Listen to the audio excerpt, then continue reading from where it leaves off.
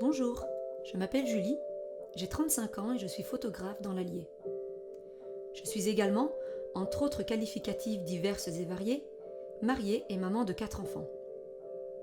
Je n'ai jamais entendu parler de cinéthérapie avant que Julie ne me parle de ce concept.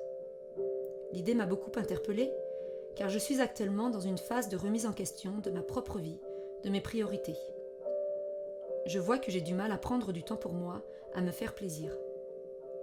J'ai tendance à toujours penser à faire quelque chose d'agréable, mais d'utile.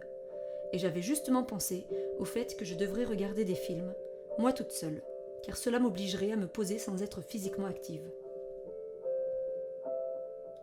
J'ai du coup regardé quelques films que l'on m'a conseillés à droite à gauche. Et rien que le processus de prendre le temps de regarder des films en pensant juste à moi m'a été bénéfique. Je garde en mémoire certaines scènes de ces films, choisis non par hasard, qui fait partie de mon chemin de vie.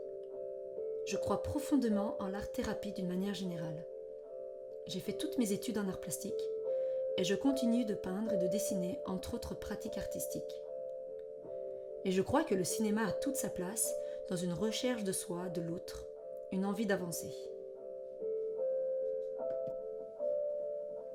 Depuis l'enfance, le cinéma a toujours été une porte d'entrée vers l'imaginaire pour moi. J'ai toujours aimé les films qui me transportaient dans un autre monde. Je me rappelle de Madame Holleux ou BGG, le bon gros géant. Des films qui parlent de rêve, avec une dimension onirique et fantasmagorique de la vie. J'adorais les Disney qu'on découvrait une fois par an au cinéma à Noël.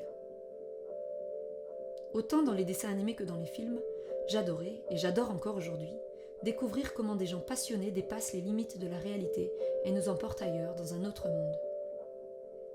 Les films qui sont mes films préférés sont toujours liés à cela d'ailleurs. Par exemple, Big Fish, Le fabuleux destin d'Amélie Poulain ou Édouard aux mains d'argent sont vraiment des films qui m'inspirent et me transportent. Je remplis mes yeux est une citation très appropriée à ce que je peux vivre devant un film. La citation vient d'ailleurs d'un de mes longs métrages préférés, Azur et Asmar de Michel Oslo. Mes sens s'éveillent et j'adore vivre ces moments de bien-être et de connexion à mes sens. Certaines comédies musicales sont pour moi aussi une source d'éveil de mes sens, le son étant pour moi très important. Moulin Rouge, à la fois très visuel et très sonore, que ce soit dans le côté complètement décalé et barré, poétique, exotique, romantique et à la fois pas du tout, reste un de mes films préférés également. Un autre film un peu plus récent que j'ai vu qui m'a beaucoup touchée, c'est La La Land. Les ambiances colorimétriques, les invitations visuelles et sonores au rêve, les jeux de lumière, le graphisme parlant, les couleurs, les références à des œuvres picturales et les chansons et la danse qui s'intègrent comme par magie à la réalité des protagonistes. Pour moi, c'est incroyable comme expérience. Les deux personnages principaux sont des personnes tout à fait ordinaires, qui galèrent, qui se tapent des embouteillages, qui font leurs courses, qui échouent, qui doutent, se remettent en question, qui ont envie d'abandonner. Ça parle de nous tout ça. Mais ces mêmes personnes vivent dans les petites choses extraordinaires, de ces petits moments qui viennent alimenter leur vie comme par magie.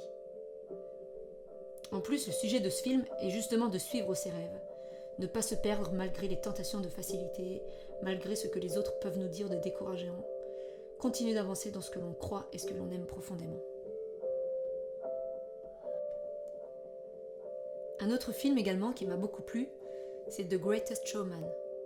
Alors là, en plus, le monde du cirque, sa théâtralité, les costumes, la mise en scène, j'adore ça.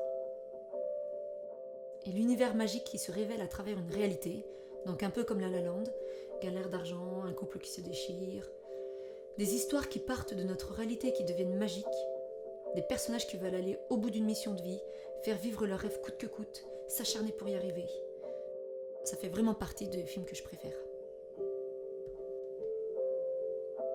En mêlant cet acharnement à une poésie incroyable et en trouver le parcours plein d'étincelles de magie. Donc oui, mes films préférés m'ouvrent au monde imaginaire. Mais c'est pas là non plus des films complètement fantastiques comme Star Wars ou Le Seigneur des Anneaux. L'empreinte de la réalité les rend encore plus magiques pour moi. J'ai d'ailleurs pris un temps pour tourner ces quelques images que vous voyez, qui m'ont permis de replonger dans mes années de fac, où j'ai également créé quelques courts-métrages dans mon option cinéma. J'aimais beaucoup expérimenter la vidéo pour créer des images en mouvement, en parallèle à mon élan d'amour pour l'image photographique.